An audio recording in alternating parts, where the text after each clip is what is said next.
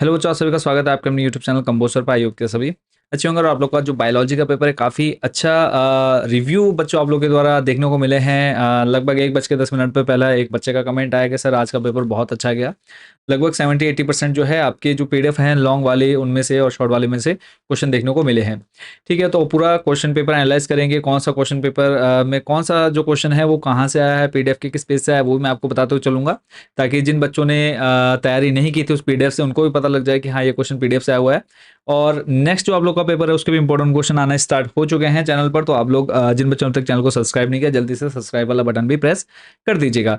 तो करते हैं सॉल्यूशन स्टार्ट 2025 जीव विज्ञान बायोलॉजी का। और आई होप कि आप सभी का पेपर अच्छा गया होगा। कमेंट बॉक्स में जरूर एक बार लिख दीजिएगा। ठीक है, तो यहाँ पर सीधा हम मल्टीपल चॉइस क्वेश्चन आंसर से स्टार्ट करेंगे। तो फर्स्ट जो है, उपार्जित लक्षणों की वंशानुगति का सिद्धांत किसने दिया था? तो इसका आंसर हो जाएगा मेंडल ने। नेक्स्ट है खा नंबर, सर्टोली कोशिका पाई जाती है किसमें पाई जाती है? किडनी वृक्क में पाई जाती है। नेक्स्ट है घा नंबर, दलहनी पौधों के जड़ ग्रंथियों में पाया जाने वाला जीवाणु कौन सा है? तो राइजोबियम हो जाएगा। घा नंबर है, कृषि के क्षेत्र में जैव प्रौद्योगिकी का एक महत्वपूर्ण उद्देश्य है। तो ये हो जाएगा पौधों की कीट प्रतिरोधी किस्मों का उत्पादन करना। अगला नंबर है, ऊर्जा का पिरामिड होता है कैसा होता है? सदैव सीधा होता है। नेक्स्ट 4 नंबर है, मरुस्थलीय पादपों में पत्तियां रूपांतरित होती हैं। तो ये हो जाएगा किसमें? कांटों में। चलेंगे नेक्स्ट क्वेश्चन पर, मनुष्य में पाए जाने वाले गुणसूत्रों की संख्या कितनी है? तो आंसर याद रखना आपने 23 जोड़ी। ठीक है, तो आई होप बच्चों ये सारे आप लोग सही करके आए होंगे। चलेंगे नेक्स्ट क्वेश्चन पर, विडाल परीक्षण निम्न में से किस रोग की जांच के लिए किया जाता है? तो आंसर है आपका टाइफाइड। नेक्स्ट अभिकथन और कारण वाले हैं। तो इसमें जो अगला नंबर है कि पहले तो 6 नंबर देख लेते हैं। न्यूक्लियेज एंजाइम दो प्रकार के होते हैं, एक्सो न्यूक्लियेज और एंडो न्यूक्लियेज। फिर है एंडोन्यूक्लियस डीएनए के सिरों से न्यूक्लियोटाइड हटाते हैं। तो इसमें आ जाएगा ए तथा आर दोनों सही हैं। ए तथा आर दोनों सही है, परंतु आर ए की सही व्याख्या नहीं करता। सेकंड वाला इसका आंसर हो जाएगा। नेक्स्ट है इसके अलावा अगला नंबर, अनिषेक फलों में बीजों का निर्माण नहीं होता है। ऐसे फलों का निर्माण अंडाशय के निषेचन के बिना होता है। तो ए तथा आर दोनों सही है, आर ए की सही व्याख्या करता है। नेक्स्ट है वायु परागित एक पौधे का नाम लिखना है, दांतेदार ओक। नेक्स्ट है जीन क्या है? तो डीएनए डीऑक्सीराइबोस एसिड के खंड होते हैं, ये आनुवांशिकता की मूल इकाइयां हैं। इतना आपको यहाँ पर लिख करके आना था। नेक्स्ट जो हमारा क्वेश्चन नंबर 4 जो है ये हमारी पीडीएफ से नहीं आया, मैं आपको बताते भी चलूंगा। बाकी अभी तक जितने देखे वो सारे पीडीएफ से ऑलमोस्ट क्वेश्चन है। क्वेश्चन नंबर 4 है, धूम्रपान से रक्त में किस गैस की मात्रा बढ़ जाती है? तो धूम्रपान से मोनोऑक्साइड, कार्बन मोनोऑक्साइड गैस की मात्रा बढ़ जाती है। इतना सा आपने लिख करके आना था। नेक्स्ट है बायोपायरेसी क्या है? ये क्वेश्चन आप देख सकते हैं पीडीएफ से पूछा गया है, मोस्ट इंपोर्टेंट क्वेश्चन है। तो बायोपायरेसी क्या है? आई होप कि बच्चों ये आप इससे रिलेटेड लिख करके आए होंगे बायोपायरेसी के बारे में। चलेंगे नेक्स्ट क्वेश्चन पर। अगला जो क्वेश्चन है 6 है, सूक्ष्म बीजाणु जनन के समय किस प्रकार का कोशिका विभाजन होता है? 100 परागकणों के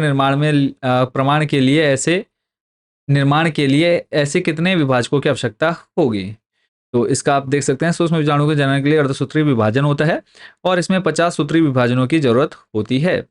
नेक्स्ट है क्वेश्चन नंबर 7 है, शुक्र जनन तथा अंड जनन में कोई दो अंतर लिखिए। क्वेश्चन नंबर 7 है, इनमें कोई दो दो अंतर लिखने हैं। तो यहाँ पे आप देख सकते हैं शुक्र जनन, और ये भी पीडीएफ से बना हुआ क्वेश्चन है। शुक्र जनन एवं अंड जनन को आरेखित चित्रों की सहायता से समझाइए। क्वेश्चन आप देख सकते हैं मोस्ट रिपीटेड में, मैंने आपको बताया था कि मोस्ट इंपोर्टेंट क्वेश्चन है। तो यहाँ पे आपको डिफरेंस बताने थे, तो यहाँ पे आप इनको पढ़ सकते हैं। ठीक है, चलेंगे नेक्स्ट अगले क्वेश्चन पर। अगला जो प्रश्न था, नेक्स्ट क्वेश्चन इसमें पूछा गया है इसी के क्वेश्चन नंबर 8 में, परखनली शिशु कार्यक्रम क्या है? तो ये आई होप कि आप लोगों ने पहले से सुना भी होगा इसके बारे में। तो परखनली शिशु कार्यक्रम इन विट्रो फर्टिलाइजेशन और जाइगोट इट्राफेलोपियन ट्रांसफर जिफ्ट जैसी तकनीकों का इस्तेमाल करके निसंतान दंपतियों को संतान सुख देने का प्रयास करता है। इसे सहायक जननीय विधि भी कहा जाता है। इसको आपने देख लेना है। इसी के अथवा में क्वेश्चन था अपरा के 4 कार्य बताने। तो ये पीडीएफ से क्वेश्चन बना हुआ है अपरा के 4 कार्य। तो इसमें आप लोग पढ़ सकते हैं कि आई होप कि इन्हीं में से आप लोग बना करके लिख करके आए होंगे। नेक्स्ट क्वेश्चन है, अवशेषी अंग क्या होते हैं? 2 उदाहरण दीजिए। अवशेषी अंग आपको बताने हैं। तो जिन अंगों का इस्तेमाल अब नहीं होता है उन्हें अवशेषी अंग कहते हैं। ये अंग पहले सक्रिय रहे होंगे लेकिन वातावरण के अनुकूलन के कारण अब निष्क्रिय हो गए हैं। इनकी उपस्थिति से पता चलता है कि जीवों में क्रमिक बदलाव आ रहे हैं। ठीक है, तो ये आप लोगों ने इसमें लिखना था। नेक्स्ट है क्वेश्चन नंबर 10, स्थानांतरण के समय राइबोसोम की 2 मुख्य भूमिकाओं का उल्लेख कीजिए। तो 2 मुख्य भूमिका है कि यह प्रोटीन संश्लेषण के समय mRNA की बाइंडिंग करते हैं। इसमें उपस्थित पीए साइट पर tRNA जुड़ता है। तो इसको लिखना था आपने। नेक्स्ट है क्वेश्चन नंबर 11, सूक्ष्म जीव आधारित 4 उद्योगों के नाम लिखिए। तो सूक्ष्म जीव पर आधारित 4 उद्योग खाद्य हो गया, स्वास्थ्य, जैव ईंधन और पर्यावरण संरक्षण। नेक्स्ट है टिप्पणी लिखनी है तो यहाँ पे आ जाएगा डीएनए लाइगेज और क्लोनिंग संवाहक। तो ये जो क्वेश्चन है इसमें आप लोगों ने आंसर लिखना था। ये डीएनए लाइगेज एक एंजाइम है जो डीएनए की मरम्मत में मदद करता है और डीएनए बैकबोन में टूट फूट को ठीक करता है। यह डीएनए में आसपास के न्यूक्लियोटाइड के बीच बंधन बनाने में मदद करता है। डीएनए लाइगेज आणविक जीव विज्ञान और जैव प्रौद्योगिकी में बहुत अहम है। दूसरा इसी में था, ये पीडीएफ से बना हुआ क्वेश्चन है, क्लोनिंग संवाहक। तो इसको आपने यहाँ पर बच्चों पढ़ लेना है। ठीक है, चलेंगे अगले प्रश्न पर। नेक्स्ट जो क्वेश्चन है, क्वेश्चन नंबर 13, जीन चिकित्सा क्या है? एडिनोसिन डी एमाइनेज की कमी का उदाहरण देते हुए समझाइए। तो इसको आपने देखना है, जीन चिकित्सा क्या है। और इसी के अंदर देखो आप लोग को ये पूरा मोस्ट इंपोर्टेंट वाली जो क्वेश्चन मैंने आपको दिए हैं उसके अंदर ये क्वेश्चन आप लोगों को पीडीएफ में देखने को मिल जाएगा। तो जीन चिकित्सा क्या है?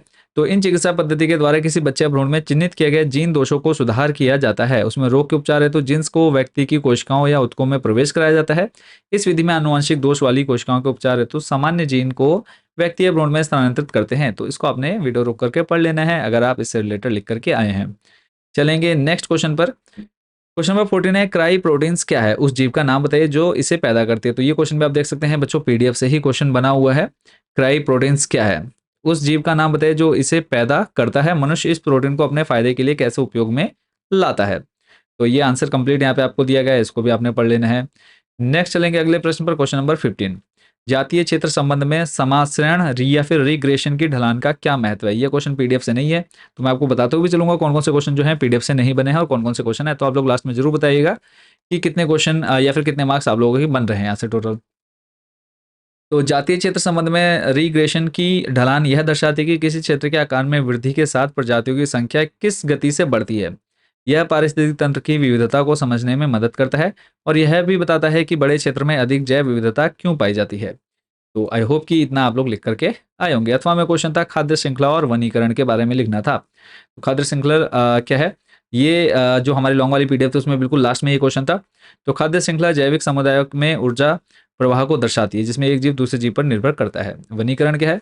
वनीकरण का अर्थ है पेड़ों को पुनः लगाना या जंगलों को पुनर्स्थापित करना। यह पर्यावरणीय क्षरण को रोकने, कार्बन डाइऑक्साइड के स्तर को कम करने, भूमि कटाव को रोकने और जैव विविधता को बढ़ाने में मदद करता है। चलेंगे नेक्स्ट क्वेश्चन पर। 16 है, टर्नर सिंड्रोम व क्लाइनफेल्टर सिंड्रोम में कोई 3 अंतर लिखने हैं। तो यहाँ पर 3 डिफरेंस बताने थे आपको। तो यहाँ पर टर्नर सिंड्रोम और क्लाइनफेल्टर सिंड्रोम के बीच में डिफरेंस आपको यहाँ पर दिए हुए हैं। तो यह केवल स्त्रियों में होता है या केवल पुरुषों में होता है? इसमें गुणसूत्रों की संख्या 45, इसमें 47 होती है। प्रभावित व्यक्ति आमतौर पर छोटी ऊंचाई, गर्दन की त्वचा में फोल्ड और यौन विकास में कमी से ग्रस्त होता है। प्रभावित पुरुष आमतौर पर लंबे होते हैं, उनके अंडकोश छोटे होते हैं और वे प्रजनन क्षमता की कमी का अनुभव करते हैं। नेक्स्ट चलेंगे अगले प्रश्न पर, गर्भ निरोधक। अगला जो प्रश्न है, आई होप बच्चों इसको भी आप अच्छे से करके आए होंगे।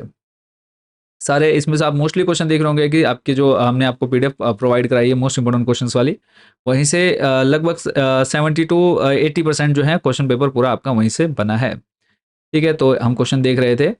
क्वेश्चन नंबर 17, गर्भ निरोधक उपाय क्या होते हैं?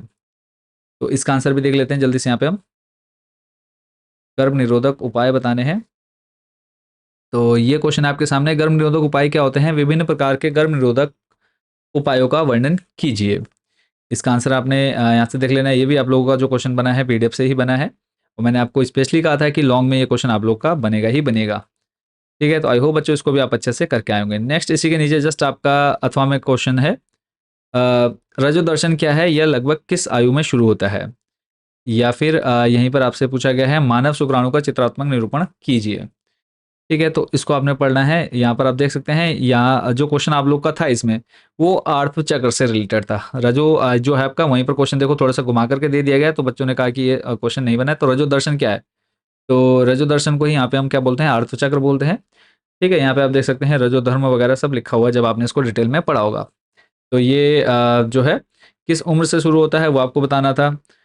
ठीक है, और उसके बाद फिर कितने दिनों के बाद ये दोहराया जाता है वो आप लोगों ने इसमें अच्छे से पढ़ा होगा। नेक्स्ट है, इसी में जो क्वेश्चन है आप लोग का दूसरा था, मानव शुक्राणु का चित्रात्मक निरूपण कीजिए। तो ये क्वेश्चन भी आप देख सकते हैं पीडीएफ से पूछा गया। मोस्ट रिपीटेड वाले क्वेश्चन में मैंने आपको बताया था कि इस डायग्राम को आपने अच्छे से देख लेना है। तो लगभग सारे मोस्ट इंपोर्टेंट क्वेश्चन जो है आपके यहीं से बने हैं। इसके नीचे अगला जो प्रश्न है वो है, डीएनए अंगुली छाप क्या है? इसके कोई 2 उपयोग बताइए। डीएनए अंगुली छाप पर अब चलते हैं। तो ये क्वेश्चन भी आप देख सकते हैं पीडीएफ से पूछा गया है, डीएनए अंगुली छाप क्या है? इसकी उपयोगिता पर प्रकाश डालिए। तो आई होप कि बच्चों ये वाला भी पूरा क्वेश्चन जो है आप लोग अच्छे से करके आए होंगे। ठीक है, चलेंगे नेक्स्ट क्वेश्चन पर। अगला जो प्रश्न है, नेक्स्ट क्वेश्चन है परीक्षार्थ संकरण क्या है? परीक्षार्थ संकरण को रेखाचित्र द्वारा समझाइए। तो यहाँ पे परीक्षार्थ परीक्षण जो है ये भी आप लोग पीडीएफ के अंदर से ही देख पा रहे होंगे, क्वेश्चन पीडीएफ का ही पूछा हुआ क्वेश्चन है। जो जो ब्लैक ब्लैक टाइप के है ना, वो क्वेश्चन पीडीएफ से नहीं आया है, तो वो मैं आपको ऑलरेडी बताते चल रहा हूँ कि कौन कौन सा क्वेश्चन जो है पीडीएफ से बना हुआ है। तो यहाँ पर ये जो क्वेश्चन है आप ये भी देख सकते हैं, पीडीएफ से बना है। परीक्षार्थ संकरण क्या है? Test cross. फिनोटाइप को देखकर जीनोटाइप की संरचना का ज्ञान संभव नहीं है। जब किसी जीव के किसी लक्षण का जीनोटाइप ज्ञात होता है तब उस जीव का संकरण अप्रभावी लक्षण वाले शुद्ध जनक से कराया जाता है। इसे ही परीक्षार्थ संकरण कहते हैं। बाकी आपको ये लॉन्ग में लिखना था तो आप लोग यहाँ से देख सकते थे। नेक्स्ट जो क्वेश्चन है, कोकेन के पादप स्रोत का नाम लिखिए, यह मानव शरीर को कैसे प्रभावित करता है? तो यह है कोकेन का पादप स्रोत कोका पौधा है। ये भी आप लोग का पीडीएफ में है, बट वेरी शॉर्ट में ये क्वेश्चन रखा हुआ है इसको। ठीक है, तो लॉन्ग में पूछा गया था। जो मुख्य रूप से दक्षिण अमेरिका के एंडीज पर्वतीय क्षेत्रों में पाया जाता है। तो किस प्रकार प्रभावित करता है? तो ये क्या है? शक्तिशाली उत्तेजक है जो केंद्रीय तंत्र को प्रभावित करता है। इसके प्रभाव निम्नलिखित हैं। मस्तिष्क पर क्या प्रभाव पड़ता है? शारीरिक प्रभाव क्या है? तो ये आप लोग यहाँ से पूरा पढ़ सकते हैं। ठीक है, चलेंगे नेक्स्ट। इसी के अथवा में क्वेश्चन है कैंसर, इंटरफोरेंस और एंटीबायोटिक। तो कैंसर क्या है? तो कैंसर एक गंभीर रोग है जिसमें शरीर की कोशिकाएं अनियंत्रित रूप से विभाजित होने लगती हैं और ट्यूमर का निर्माण करती हैं। यह शरीर के विभिन्न अंगों में फैल सकता है। कैंसर के मुख्य कारणों में अनुवांशिक परिवर्तन, धूम्रपान, विकिरण, विषाक्त रसायन और अस्वस्थ जीवन शैली शामिल है। तो ये आपने लिखना था। दूसरा था आपका इंटरफेरॉन्स। तो इसको आपने पढ़ लेना है कि यह क्या है? एक प्रोटीन का एक ऐसा समूह होता है जिसे शरीर की प्रतिरक्षा प्रणाली द्वारा वायरस, बैक्टीरिया और अन्य रोग जनकों से लड़ने के लिए उत्पादित किया जाता है। तो आपने पढ़ लेना है। नेक्स्ट है आपका एंटीबायोटिक।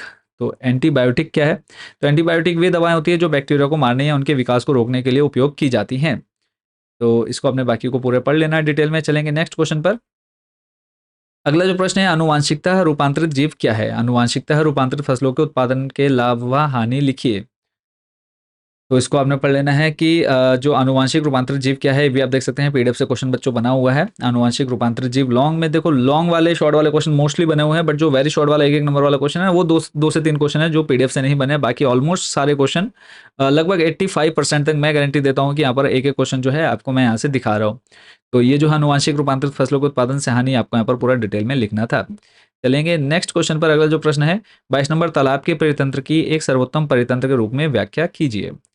तो यह भी ये क्वेश्चन भी आप देख सकते हैं पीडीएफ से बना हुआ है कि तालाब के पारिस्थितिक तंत्र के विभिन्न घटकों का सचित्र वर्णन कीजिए।